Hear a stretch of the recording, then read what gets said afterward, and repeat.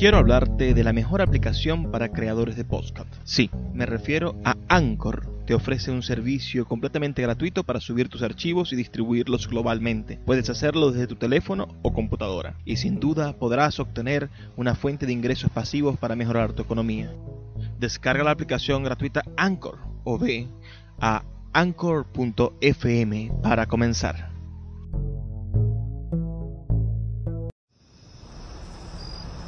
Cuando se calma el bullicio de la ciudad y se van apagando las luces de la casa, se enciende la luz del entendimiento. Desde este momento comienza Puerto de Libros, librería radiofónica, programa que contiene todos sus elementos tipo A. Puede ser escuchado por niños, niñas y adolescentes sin la supervisión de padres, madres o representantes. Comienza Puerto de Libros, librería radiofónica.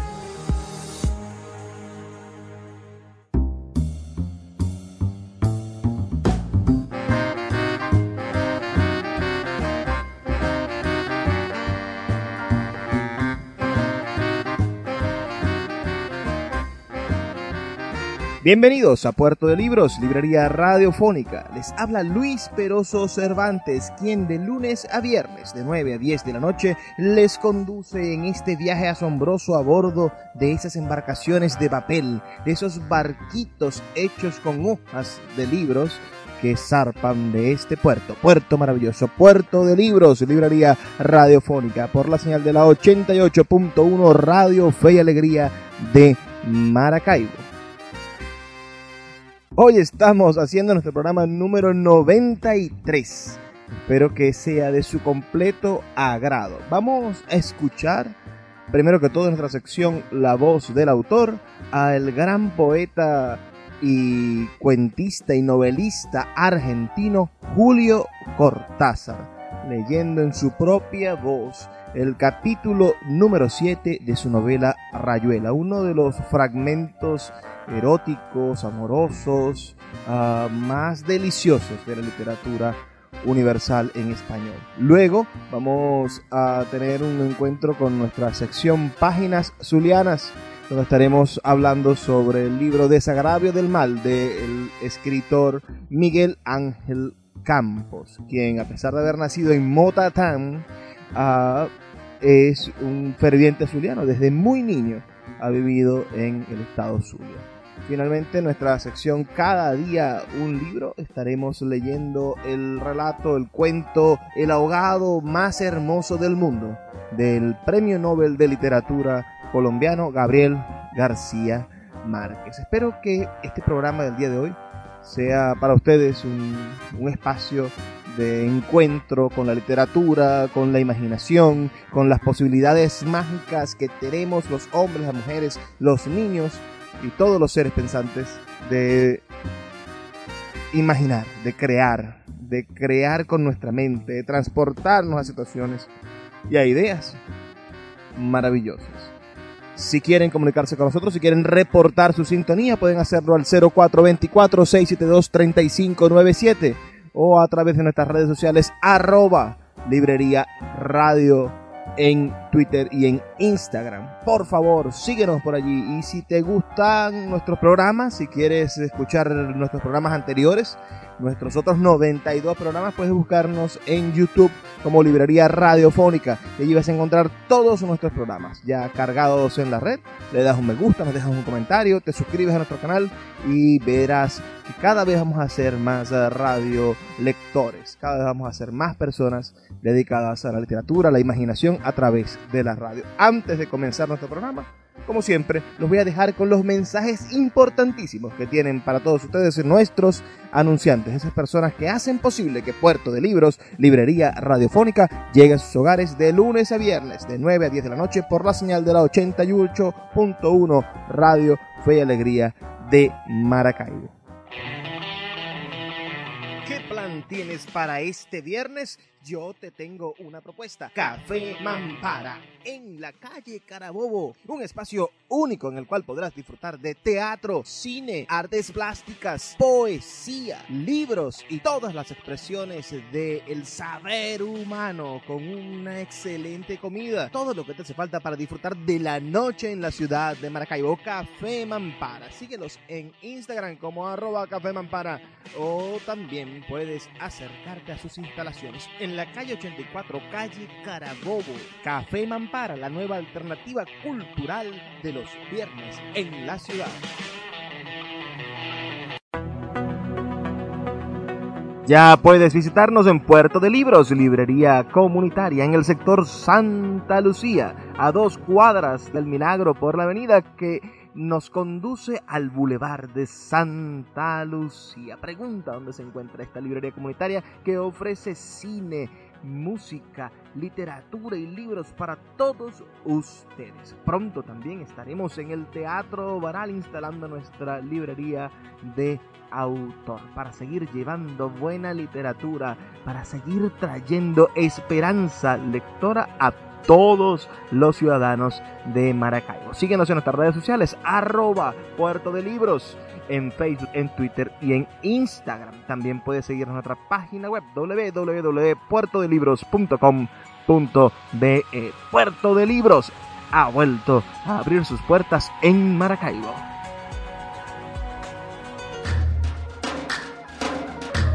Café Peniel es un pequeño lunch ubicado en la vereda del lago, en el tercer estacionamiento de la vía interna del parque, diagonal a las antiguas oficinas de Imparques. Ofrecen todo lo que usted necesita para disfrutar de su permanencia en la vereda del lago.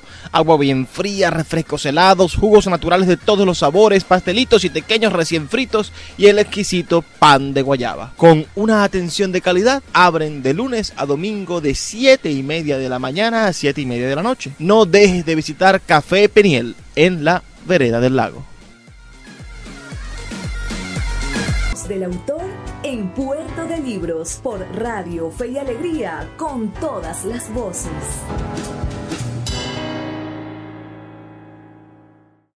De Rayuela, capítulo 7. Toco tu boca. Con un dedo toco el borde de tu boca.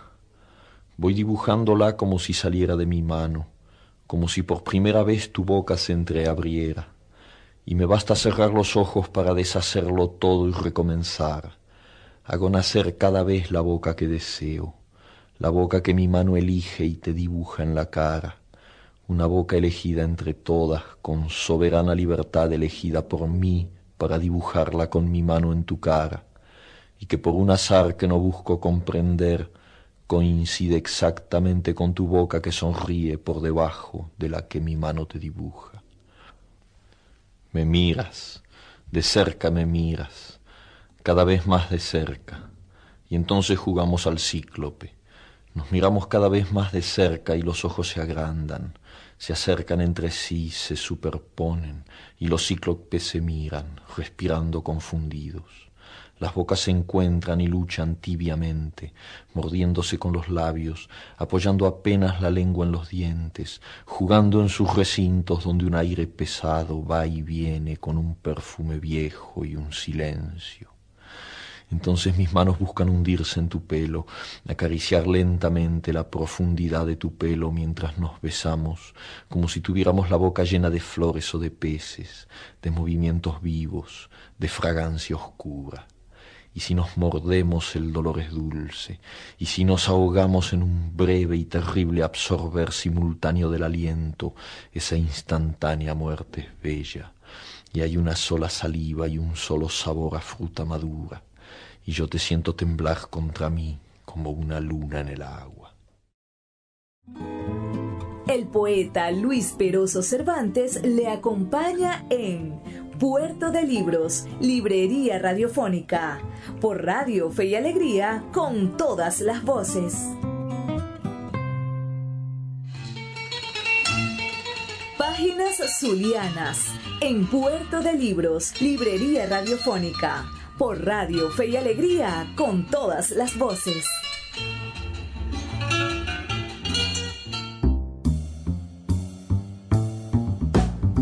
Hoy, en nuestra sección Páginas Zulianas, estaremos leyendo un fragmento apenas del libro Desagravio del Mal, del escritor Miguel Ángel Campos. De este libro, del Desagravio del Mal, escribe en la contratapa de la edición que tenemos en la mano el historiador Elías Pino Iturrieta lo siguiente.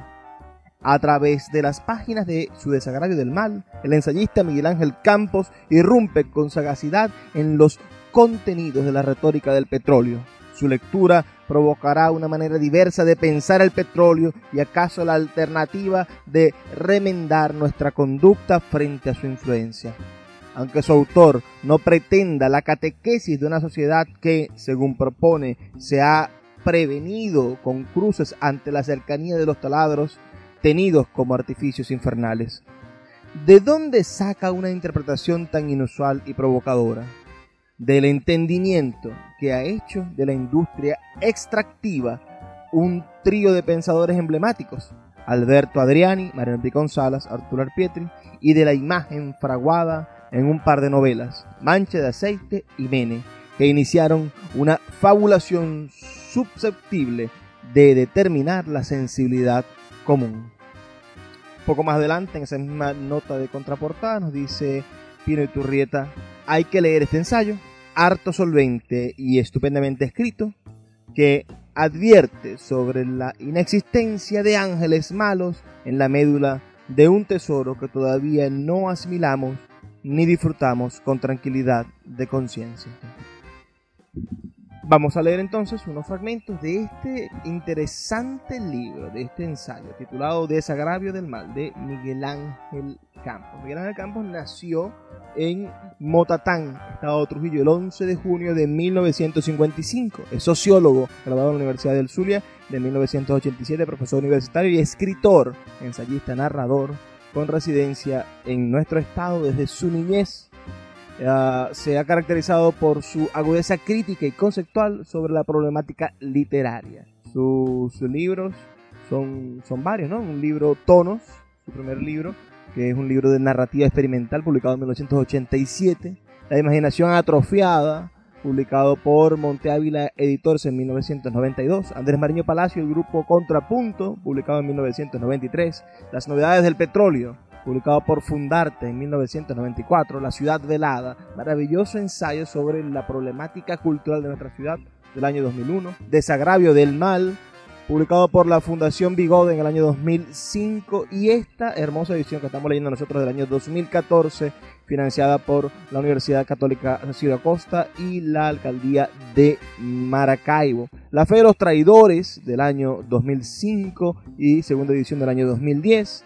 Incredulidad, un tomo también bastante interesante y grueso, editado por la UNICA, la Universidad Católica Cecilio Acosta, en el año 2009. Esto es en parte de la obra de Miguel Ángel Campos. Con ustedes entonces este fragmento realmente, que es la presentación, el prefacio, las primeras palabras, la explicación de alguna manera del por qué escribir El Desagravio del Mal, otro libro importante de Miguel Ángel Campos sobre esa cultura venezolana a través del petróleo y ese ocultamiento, esa búsqueda también de saber quiénes somos, por eso que tanto nos identifica desde el sector productivo, desde lo que nos da de comer, nuestra propia gracia y desgracia, como dirían algunos de estos pensadores que le dan inicio al libro, que le dan pie, que son el fundamento del Desagravio del Mal de Miguel Ángel Campos.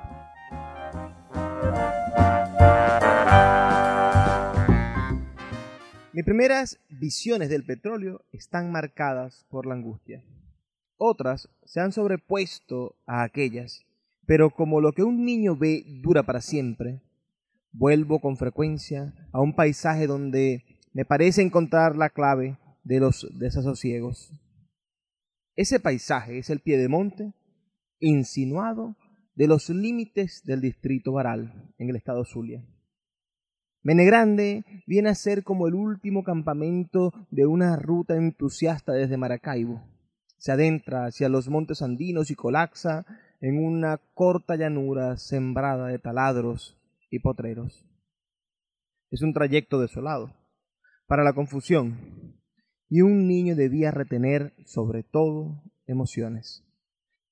Nada ha ocurrido allí en los últimos 50 años. El mismo caos inocuo, el mismo chaparral quemado por el petróleo y el gas que se vierte al aire. Los mismos camioneros llegando en un desmayo a la estación de combustible, los mismos autobuses salvando el día de vendedores de pastelitos y chicha. Y, sin embargo, en medio de todo este precario paisaje artificial, la geografía no deja de ser elocuente. Siempre me he preguntado por el curioso emplazamiento del Pozo Sumaque 1. No es casual que sea este hito de 1914 el punto de partida de la euforia, situado como en una atalaya, pues el Cerro La Estrella debe ser el punto más elevado de una amplia llanura. Desde aquella fecha fluye de él un petróleo fino. Es como una herida sin cerrar. Puesto en ese alcázar, representa lo inalcanzable, pero también lo rescatado y puro. Lo vi hace unos años. Era el ocaso, más bien de noche. En la oscuridad puede oírse mejor el ruido suave de aquello, casi un jadeo. Se me ocurre una entidad viva, un animal. De niño nunca subí al cerro. Abajo, en el campo ABC, era el diseño a fuerza de otro mundo. Su larga cerca se levantaba contra lo inexistente. De cuando en cuando el ganado realengo aplastaba un portón y lo atravesaba ramoneando en los jardincillos de las casas. Salvado de la fatalidad de un destino rural por una madre intuitiva y animosa, hoy puedo entender la expectación de aquel niño y poner en su justo lugar las imágenes opresoras y, sobre todo, teñidas de secreta esperanza. Siempre supe de aquellas posibilidades, y cuando en los azares siguientes los malos tiempos parecían llegar para quedarse, me propuse buscar explicaciones que no fueran injustas, como unas emociones que no traicionaran mi fe en la novedad. El tema del petróleo, ya se sabe, ha sido encarnado a regañadientes y a ratos con desdén. Se le ha constituido una identidad donde hay mucha economía, poca sociología y una literatura más bien raquítica. Pero si tan solo fuera un asunto más, se le podría asignar un lugar en la escala de los intereses nacionales. El criollismo, la política pintoresca, el igualitarismo, la hallaca, la viveza criolla, es en cambio un condicionador, no un tema. Signarlo como conflicto es subestimar lo constitucional. Quizá el hecho temprano de no aparecer como un lugar natural en los intereses intelectuales de una sociedad prueba su profunda inmersión en la ontología de unos desconectados. El rechazo de aquello que nos obliga a evaluar una heredad frente a las exigencias de un futuro para ser descifrado. Diríamos entonces que se temió desde un principio aquella presencia y la reacción inmediata era negarla, una manera de conjuro de los simples. Después, y tras la constatación del fracaso, se la infamó. Y en este punto ya la amargura deja de ser emoción de los cándidos para convertirse en resentimiento de los hastiados. Pero tras la admisión de las culpas o su rechazo, el fuego apagado de unos ritos cumplidos, el acomodo de un orden apremiante, domina el espectáculo de unos hábitos. Haceres que no se discuten y que han fundado su reino en el fértil Edén de los ansiosos, o tal vez de los desesperados. Hay, pues, una manera de vivir que debe ser explicada, sea por su identidad en sí o por la dimensión perturbada que podemos verificar en el drama de no dar con las pistas del bienestar común, de la prosperidad entrevista en las cíclicas redenciones. He intentado buscar algunas respuestas interrogando a los observadores privilegiados, pulsar la opinión de la masa cuando éstas son acosadas por el apremio. Siempre me pareció un acto de mala conciencia. Ellas podrían autorizar el consenso como protocolo, pero su saber urgente siempre iba a fortalecer las miserias del lugar común. Que haya quienes han usufructuado ese desamparo solo prueba que es preciso elegir entre el dolor y la astucia. Si Picón Salas resulta elocuente justamente porque lo omite, otros llevan su insistencia hasta la circularidad, como Uslar. Sobran emblemas y actitudes, lo mudo sin autoría y, quizá, por eso mismo, ominiosamente real.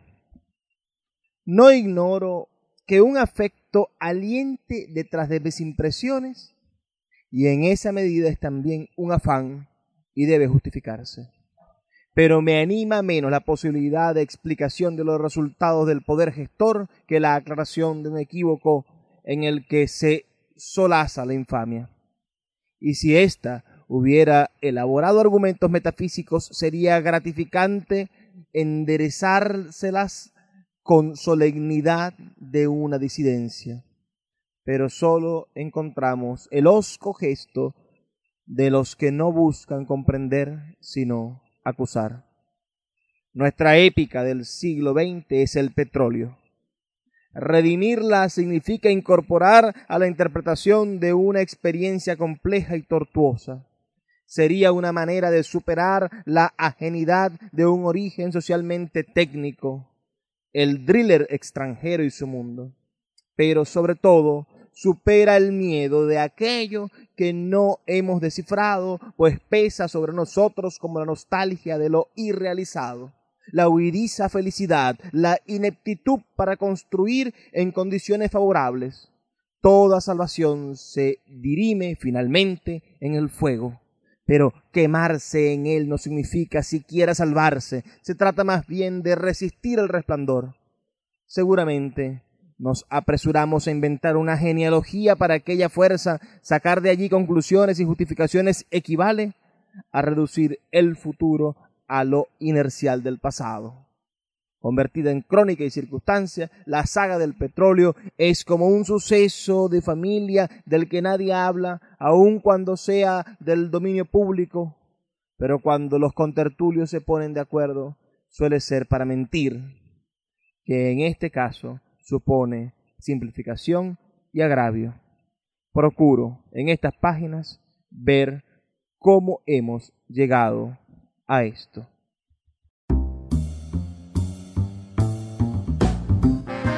¿Qué les parece ese fragmento que acabamos de leer del libro de Miguel Ángel Campos? Bueno, quisiéramos saber su opinión. Escríbenos al 0424-672-3597 con nuestras redes sociales @Librería Radio en Twitter y en Instagram, para que podamos tener este feedback interesante y saber un poco más acerca de lo que ustedes piensan. ¿Qué pasa con ese fantasma petrolero? ¿Qué pasa con eso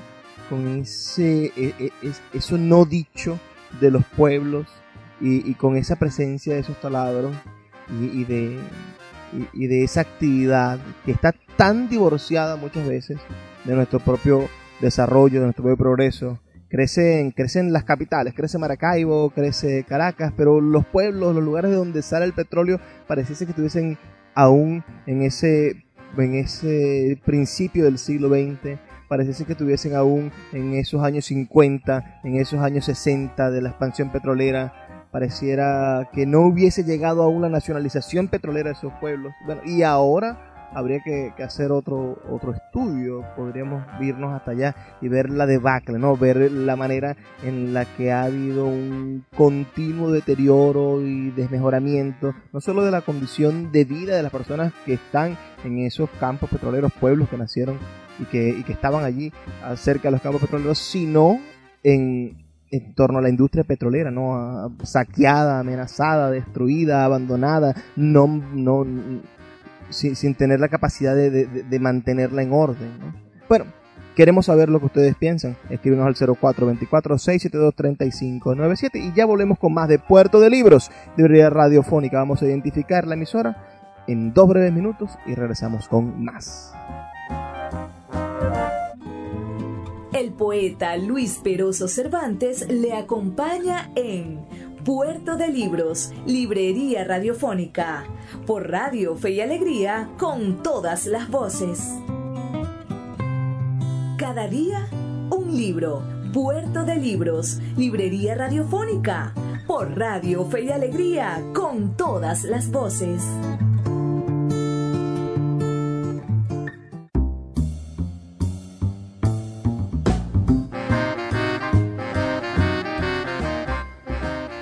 En nuestra sección de hoy, de Cada día un libro, estaremos leyendo nada más y nada menos que al gran escritor colombiano Gabriel García Márquez. Leeremos el relato El ahogado más hermoso del mundo. Bueno, con ustedes este maravilloso texto literario. Los primeros niños que vieron el promontorio oscuro y sigiloso que se acercaba por el mar, se hicieron la ilusión de que era un barco enemigo. Después vieron que no llevaba banderas ni arboladura y pensaron que fuera una ballena. Pero cuando quedó varado en la playa, le quitaron los matorrales de sargazos, los filamentos de medusas y los restos de cardúmenes y naufragios que llevaba encima, y solo entonces descubrieron que era un ahogado. Habían jugado con él toda la tarde, enterrándolo y desenterrándolo en la arena, cuando alguien los vio por casualidad y dio la voz de alarma en el pueblo. Los hombres que lo cargaron hasta la casa más próxima notaron que pesaba más que todos los muertos conocidos, casi tanto como un caballo, y dijeron que tal vez había estado demasiado tiempo a la deriva y el agua se había metido dentro de sus huesos. Cuando lo tendieron en el suelo vieron que había sido mucho más grande que todos los hombres, pues apenas si cabía en la casa. Pero pensaron que tal vez la facultad de seguir creciendo después de la muerte estaba en la naturaleza de ciertos ahogados. Tenía el olor del mar y solo la forma permitía suponer que era el cadáver de un ser humano, porque su piel estaba revestida de una coraza de rémora y de lodo. No tuvieron que limpiarle la cara para saber que era un muerto ajeno. El pueblo tenía apenas unas 20 casas de tablas con patios de piedras sin flores despertigadas en el extremo de un cabo desértico. La tierra era tan escasa que las madres andaban siempre con el temor de que el viento se llevara a los niños y a los muertos se les iba, causando los años que tenían de tirarlos en los acantilados.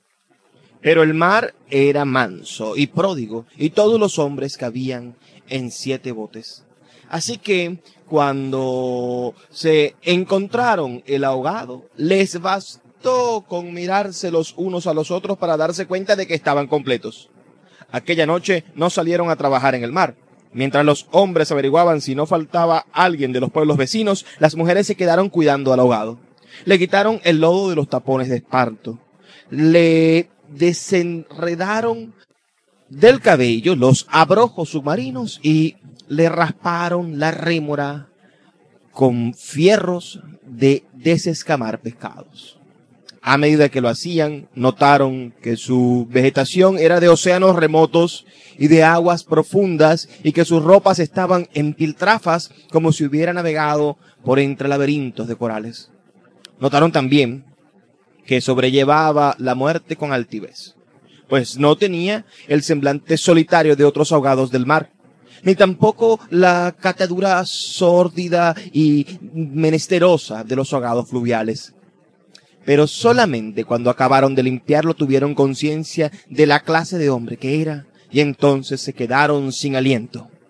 No solo era el más alto, el más fuerte, el más viril y el mejor armado que habían visto jamás, sino que todavía, cuando lo estaban viendo, no les cabía en la imaginación. No encontraron en el pueblo una cama bastante grande para tenderlo, ni una mesa bastante sólida para velarlo. No le vinieron los pantalones de fiesta de los hombres más altos, ni las camisas dominicales de los más corpulentos, ni los zapatos del mejor plantado. Fascinados por su desproporción y su hermosura, las mujeres decidieron entonces hacerle unos pantalones con un pedazo de vieja cangreja y una camisa de bramante de novia para que pudiera continuar su muerte con dignidad. Mientras cosían sentadas en círculo contemplando el cadáver entre puntada y puntada, les parecía que el viento no había sido nunca tan tenaz, ni en el Caribe había estado nunca tan ansioso como aquella noche. Y suponían que esos cambios tenían algo que ver con el muerto.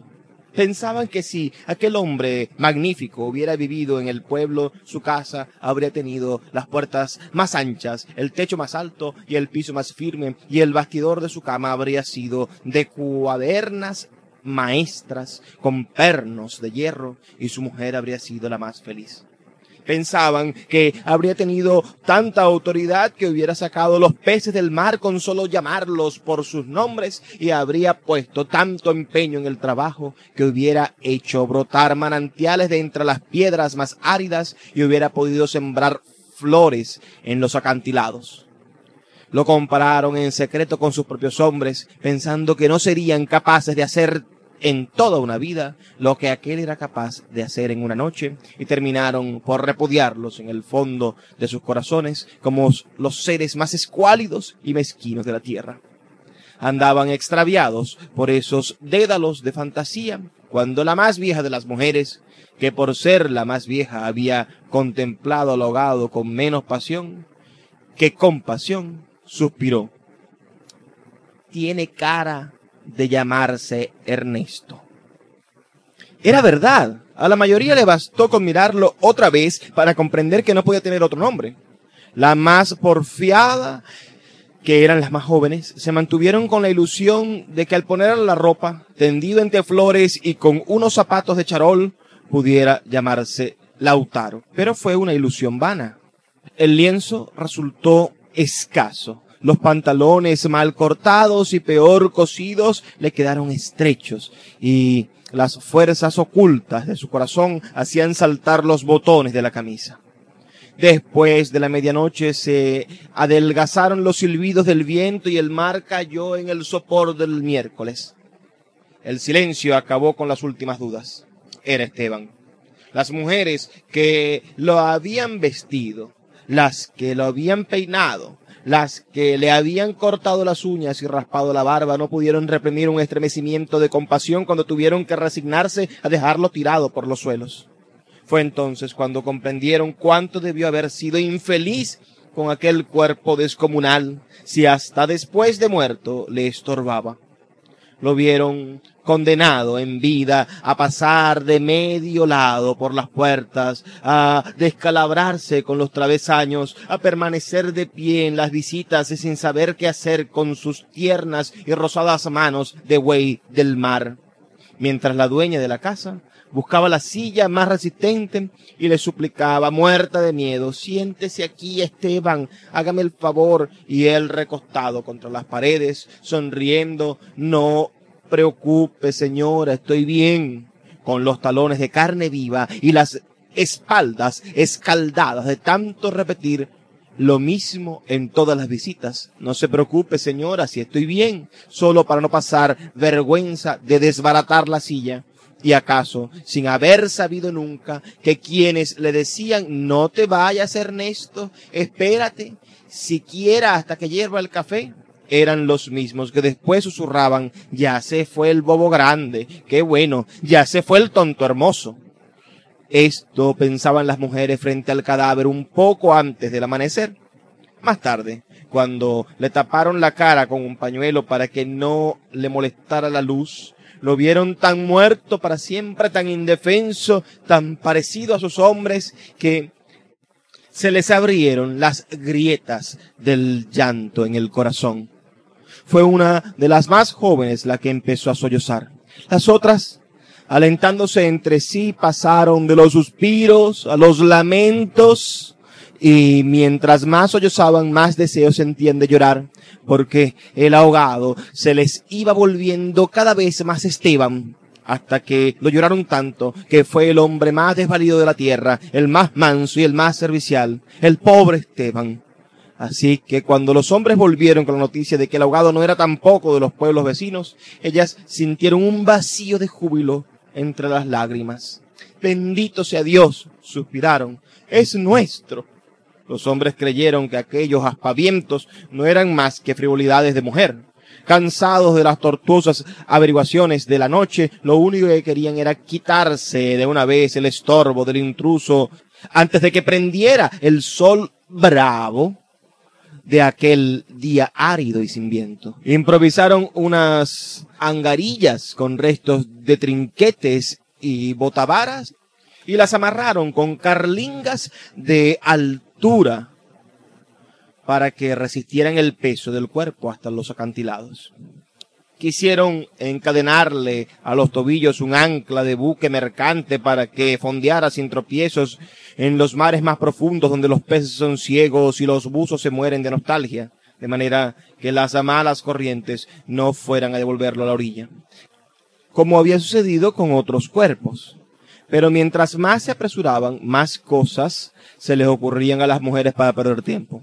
Andaban como gallinas asustadas picoteando amuletos de mar en los arcones, unas escarbando aquí porque querían ponerle al ahogado los escapularios del buen viento, otras estorbando allá porque para abrochar una pulsera de orientación, y al cabo de tanto, quítate de ahí, mujer, ponte donde no estorbes, mira que casi me haces caer sobre el difunto. A los hombres se les subieron al hígado las suspicacias y empezaron a rezongar con qué objeto tanta ferretería de altar mayor para un forastero. Sí, por muchos estoperoles y calderetas que llevara encima, se lo iban a masticar los tiburones. Pero ellas seguían tripotando sus reliquias de pacotilla, llevando y trayendo, tropezando, mientras se les iba en suspiros lo que no se les iba en lágrimas.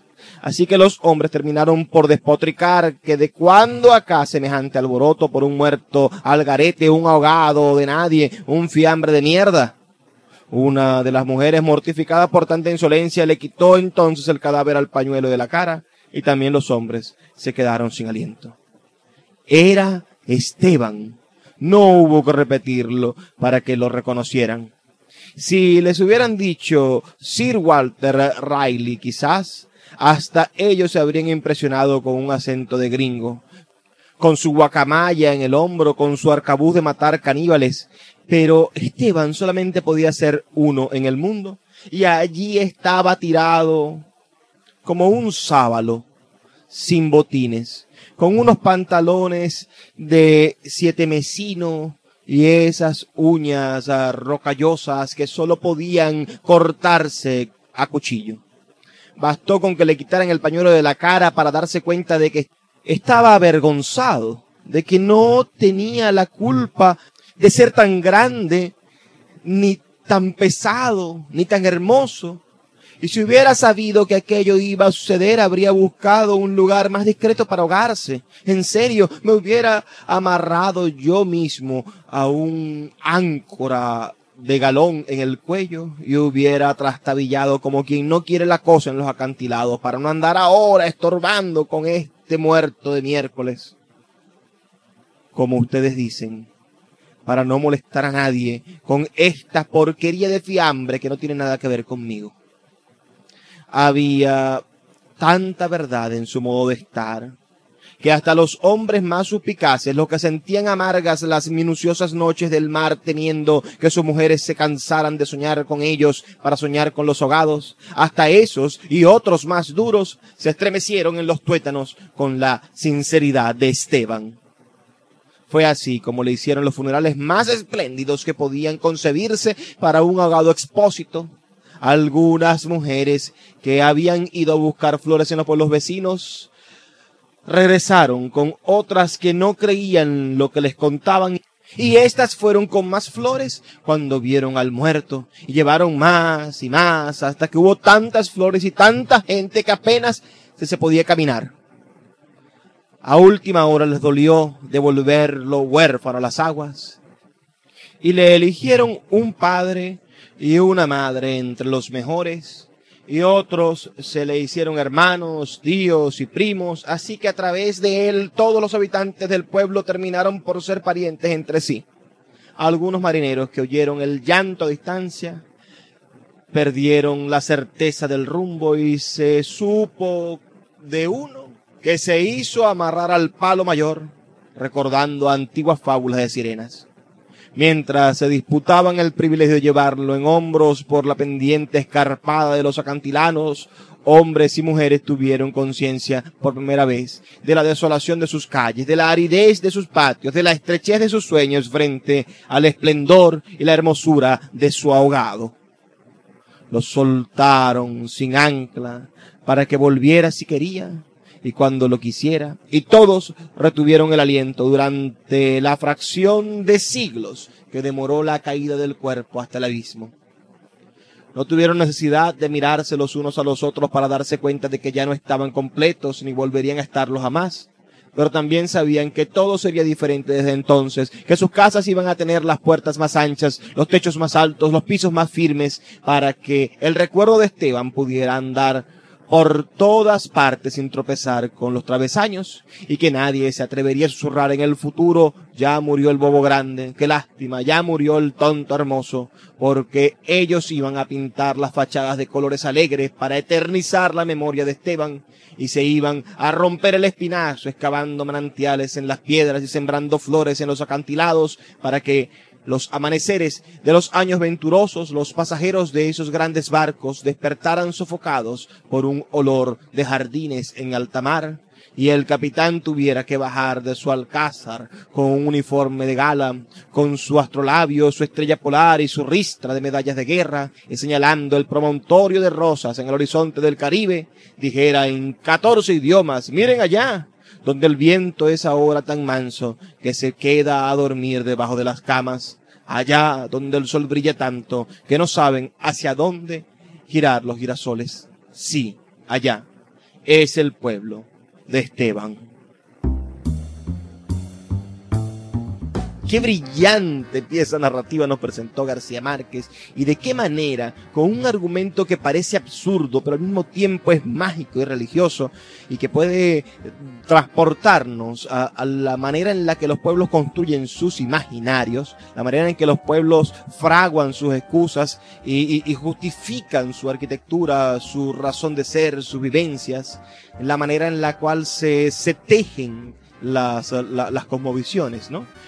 Entonces, este cuento del ahogado más hermoso del mundo es una metáfora de la capacidad que tenemos nosotros para generar modos de vivir. Necesitamos en nuestro día a día, en nuestra ciudad, en nuestro país, un ahogado hermoso que nos haga ver nuestras miserias y nos permita conseguir un futuro mejor. Espero que les haya gustado este cuento. Escríbanos al 0424-672-3597.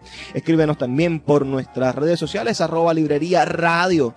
Y si te ha gustado esto y quieres seguir escuchando más cuentos de García Márquez en este espacio, bueno, déjanoslo saber, por favor. Y si estás escuchando este programa luego, cuando lo montamos en las redes sociales, en el YouTube, en nuestros podcasts, bueno, también déjanos un comentario y haznos saber qué te gustó de este cuento. Vamos a hacer una pequeña pausa, volvemos en brevísimos 2 minutos con más de Puerto de Libros, librería radiofónica.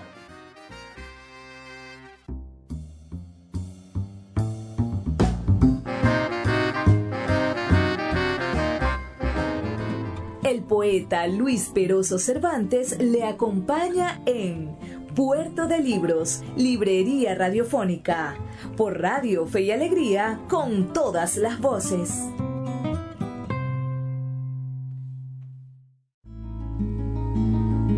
Escuchas Puerto de Libros, Librería Radiofónica, por Radio Fe y Alegría, con todas las voces.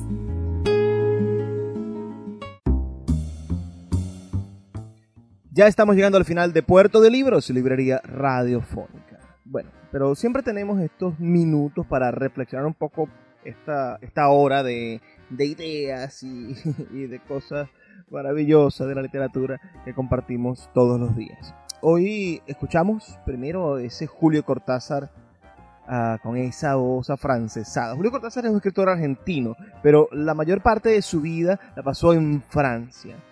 Saben que los problemas políticos argentinos, las dictaduras de derecha, digamos, las dictaduras militares argentinas, perseguían a las personas que pensaban que eran de izquierda, que eran socialistas, comunistas, como Julio Cortázar. Julio Cortázar fue un gran defensor de los derechos humanos e hizo actividades políticas muy interesantes. Y buena parte de sus novelas, obedecen, y de su literatura tiene algún vestigio de esa su ideología. Trabajó con la UNESCO e hizo cosas maravillosas desde Francia para ayudar a la libertad intelectual de los pueblos de Latinoamérica. En programas anteriores hemos hablado de él y hemos tenido entrevistas, hemos escuchado su voz en largas entrevistas. Espero que disfruten y que puedan buscar los programas anteriores de Puerto de Libros, Librería Radiofónica, en el internet, en nada más y nada menos que YouTube, donde están todos nuestros programas. Después escuchamos un cuento del Premio Nobel de Literatura Gabriel García Márquez. Ese cuento es verdaderamente brillante, ¿no? Y en el medio de estas dos cosas escuchamos un texto de Miguel Ángel Campos sobre el petróleo. Entonces todo esto no sabría yo cómo amalgamarlo con nuestra realidad, con nuestro día a día. Pero ese ahogado, decía yo hace rato, ese ahogado es lo que nosotros necesitamos. Vamos a intentar amarrar la idea del ahogado, de ese ahogado que nos va a permitir darnos cuenta de que debemos ser mejores. Vamos a amarrarlo con el problema del petróleo. Yo creo que el ahogado de lo de Venezuela debe de ser el petróleo. Darnos cuenta de que ha muerto, de cierta manera, nuestra era petrolera y debe comenzar una nueva era. El gran problema del país es que los políticos siempre la han tenido muy fácil para hacer política porque tienen mucho dinero. Y hacer cosas con el dinero ajeno siempre es más sencillo que hacerlo con el dinero propio o producir el dinero para hacer las cosas. Entonces, nuestra vida del siglo XX estuvo signada por ello, ¿no? Por políticos que entregaban nuestros recursos, que entregaban nuestro dinero, nuestros tesoros, para obtener esos dividendos que a ellos no les costaba gran cosa, y después repartir en esa estructura del botín, en ese juego terrible del apadrinar, en ese estado padre, representante, dador, todopoderoso, al cual todos los caudillos nos estuvieron acostumbrados. Es decir, debemos recibir del Estado, y no un Estado que estuviera propugnando que el pueblo, que la gente, que el ciudadano produciera. No nos enseñaron a través del Estado, no nos enseñaron a producir, sino que a través del Estado nos enseñaron a ver, a pedir, a estar atentos de la cosita, de lo que nos hace falta.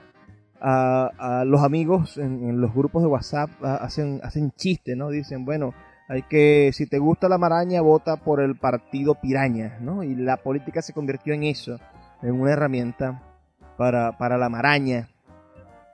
Yo creo que cuando nos demos cuenta de que el gran muerto del siglo XX, nuestro gran ahogado del siglo XX, hermoso ahogado definitivamente, bellísimo y dador de todo ese ahogado, fue el petróleo, cuando logremos darnos cuenta de que somos unos viudos del petróleo, de que el petróleo no solamente murió, sino que mató a la Venezuela del siglo XX, entonces comenzaremos a despertar de esa catatonia terrible en la cual nos han tenido sumidos los políticos que creen que somos ignorantes.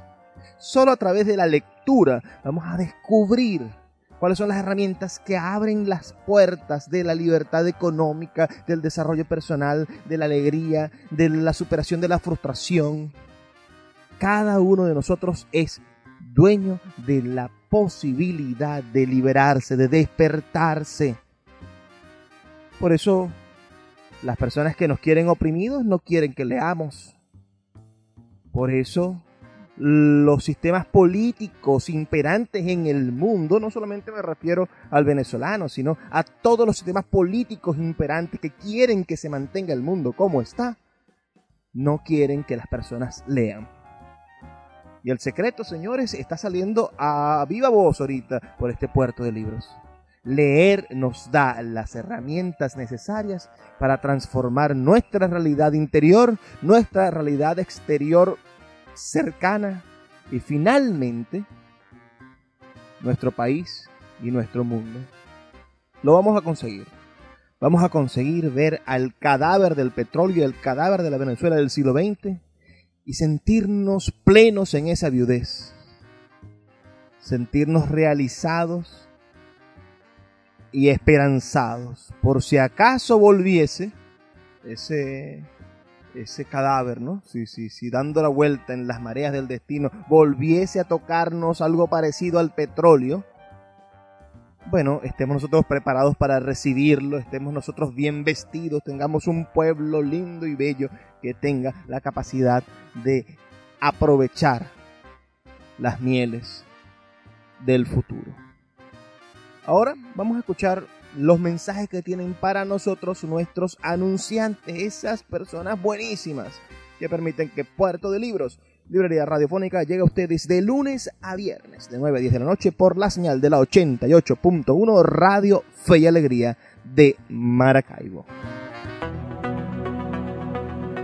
Ya puedes visitarnos en Puerto de Libros, librería comunitaria en el sector Santa Lucía, a 2 cuadras del Milagro por la avenida que nos conduce al Boulevard de Santa Lucía. Pregunta dónde se encuentra esta librería comunitaria que ofrece cine, música, literatura y libros para todos ustedes. Pronto también estaremos en el Teatro Baral instalando nuestra librería de autor para seguir llevando buena literatura, para seguir trayendo esperanza lectora a todos los ciudadanos de Maracaibo. Síguenos en nuestras redes sociales, @Puerto de Libros, en Facebook, en Twitter y en Instagram. También puedes seguirnos en nuestra página web www.puertodelibros.com.be.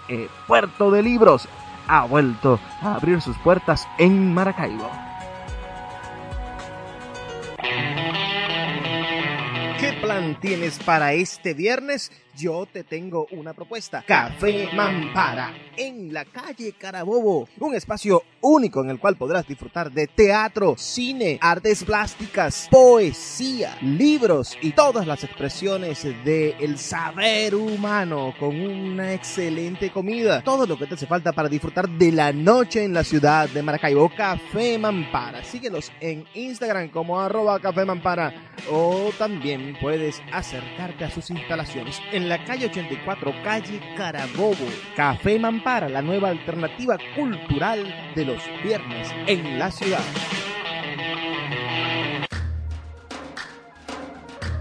Café Peniel es un pequeño lunch ubicado en la vereda del lago, en el tercer estacionamiento de la vía interna del parque, diagonal a las antiguas oficinas de Imparques. Ofrecen todo lo que usted necesita para disfrutar de su permanencia en la vereda del lago.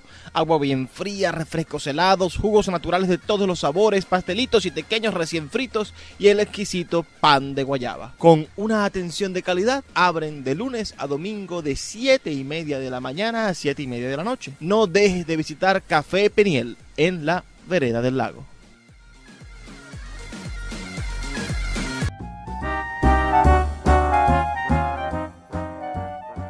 Nos vamos, pero siempre volvemos. Recuerda que estamos de lunes a viernes de 9 a 10 de la noche por la señal de la 88.1 Radio Fe y Alegría de Maracaibo. Si te ha gustado el programa de hoy, házmelo saber. Escríbeme al 0424-672-3597 o a nuestras redes sociales @Librería Radio en Twitter y en Instagram. Pero antes de despedirme, quiero dejarles este mensaje, el mismo de todos los días. Por favor, sean felices, lean poesía.